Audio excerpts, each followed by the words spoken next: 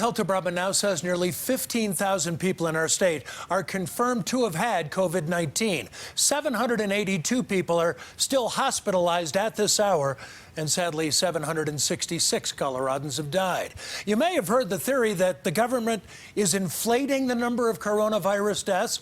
Well, some others believe the number is being underreported. CBS4 investigator Brian Moss found that debate is now playing out in real time at a retirement home in Centennial, where people have been dying.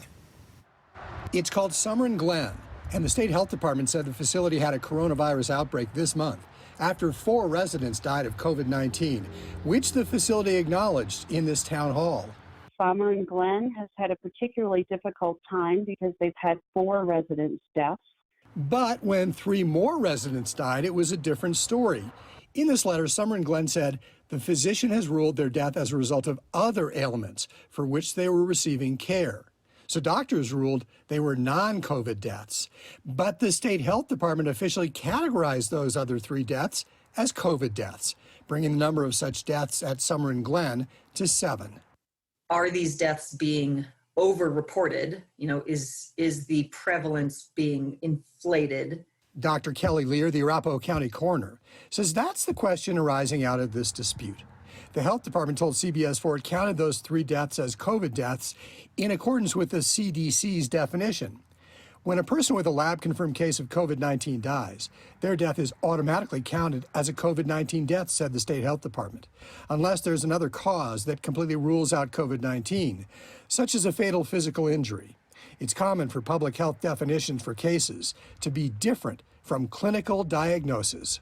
I don't personally think that there's a big conspiracy to overinflate the numbers. Dr. Lear believes the number of actual COVID deaths may be undercounted due to people who died of COVID but their test was a false negative, or because people who died of the virus never showed symptoms and were never tested. There are certainly a number of deaths that are not being counted.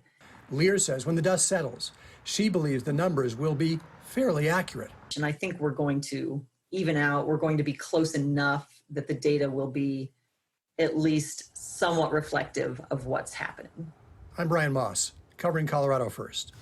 And Dr. Lear said on those 3 cases, the death certificates would reflect they were not related to COVID, since that is what the attending physicians ruled. A spokesperson for Summer and Glen told us they won't speculate on the health department's reasons for reclassifying those deaths.